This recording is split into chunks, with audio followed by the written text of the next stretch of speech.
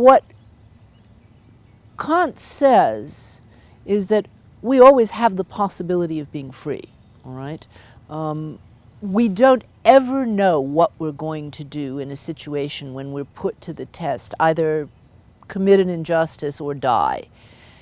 He gives an example that I like very much because I think all of us can understand it. He says, supposing you take a man who's says he can't resist temptation every time he goes past a certain house. And this is the way the 18th century put it. They were more discreet than we are. What he meant was a whorehouse. Or do you want me to say brothel on film? Okay.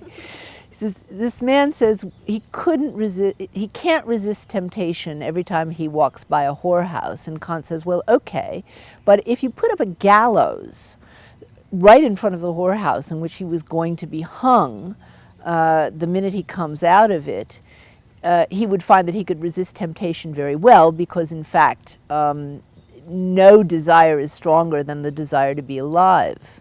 If you take the same person and you ask him to write a letter lying and saying that an innocent person has, in fact, committed a crime, and that unless he signs this letter, he himself will die. Kant says none of us know what we do in a situation like that, but all of us know that in fact we could refuse to sign the letter even if it means our death. And all of us know that we ought to do that, even if we know that we'd be wimps, in fact. Okay? And what that means, Kant said, is each of us know for ourselves that we're free. Okay? And it's only in these life and death situations where you know that there's no ulterior motive, that you actually feel the reality of human freedom. I think it's a very important claim for thinking about why people risk their lives today. I don't think it's necessarily nihilistic at all. I think it's in order to prove their own freedom. I think they do. It's an idiotic and unnecessary way to do it, but I think until we understand that, we won't understand a lot about terrorism. But that's perhaps a different subject.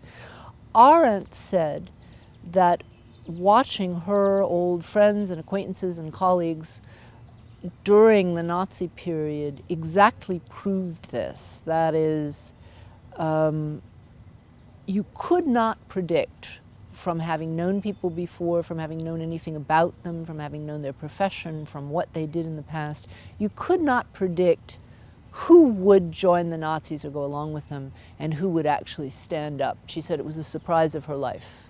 Okay? And that's what human freedom means.